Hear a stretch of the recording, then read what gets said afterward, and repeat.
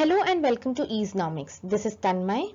We all as responsible individuals keep a track of all our expenses, purchases, payments, salaries, account balances and various other financial requirements.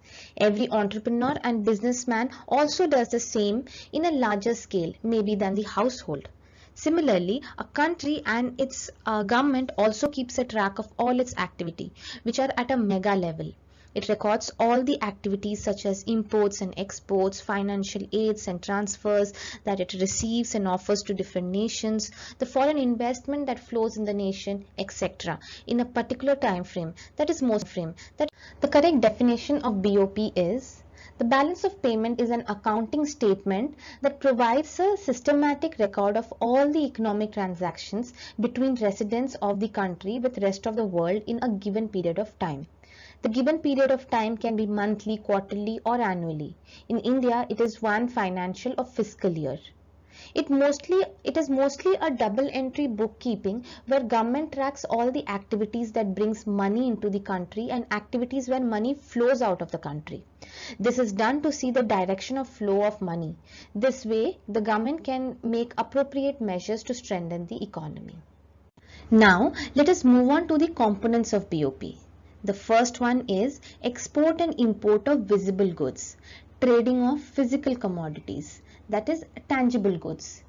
India imports oil from Saudi Arabia, and once the goods are imported, it is added to the debit side of balance of payment because we are paying for the oil and Saudi Arabia is selling it to us. Likewise, pearls, stones and other metals used in jewelries are major export commodities of India to US. This will be added to the credit side of BOP as we are selling these goods to US. Number 2 is similar to the first one, that is export and import of invisible goods, that is services, trading of services.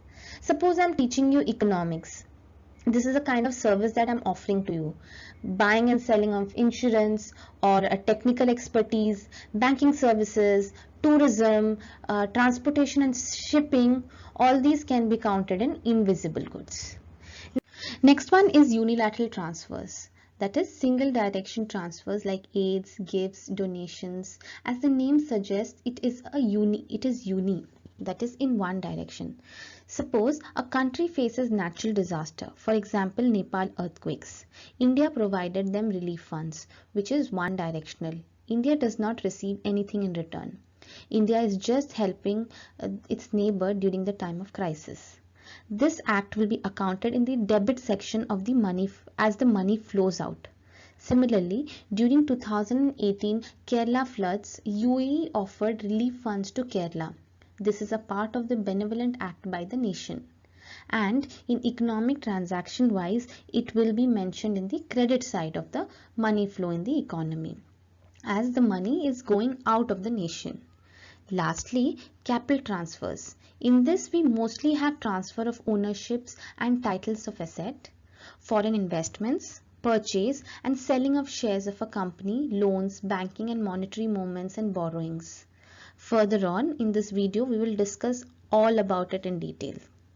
Categorize all the components of a balance of payment that we discussed earlier in the earlier section. There are two types of accounts in balance of payment, that is current account and capital account. Further on, we'll discuss in detail about these two accounts.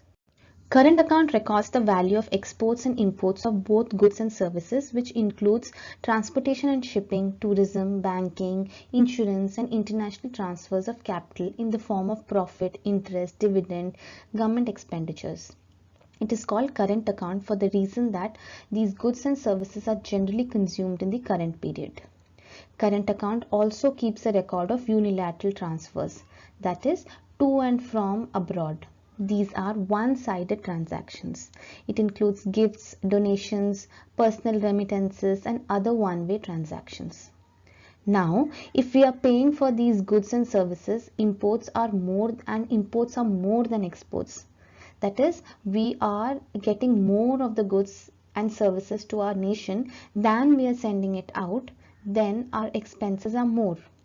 That is, than our revenue, and it is a deficit balance of payment. And if government is exporting more and importing less compared to the export, it is surplus balance of payment. Capital account records the net flow of investment transaction in an economy. Basically, we see the flow of international capital transaction, how much a foreign national invests in assets of a country and vice versa. For example, a foreign national buys house in India or invests in a company in India. That is recorded in capital account. It accounts to the purchase and disposal of financial assets, that is transferring of ownerships. Capital account consists of various components. The first one is private transaction. That is, private sector receives long-term foreign loans. Suppose a private company wants to invest in its R&D, that is research and development. It needs funds and it approaches the foreign country and receives loan. Second one is our government borrows from foreign sector. When government is doing a mega project, it is in short of funds, it borrows from foreign sector. Similarly, banking capital is the opposite of borrowing of government funds, since here the Indian commercial bank and cooperative banks invest in foreign sector. Like how we are borrowing money, here in banking capital, the banks invest in foreign sectors. The next one is FDI, that is foreign direct investment. It refers to purchase of an asset in rest of the world, such that it gives direct control to the purchaser over the asset. FDI takes place when investor establishes foreign business operations or acquires foreign business assets, establishing ownership. Hindustan Unilever Limited and Nestle India are big examples of FDI.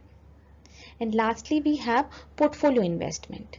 Portfolio investment is ownership of a stock, bond or other financial asset with the expectation that it will earn a return or grow value over time.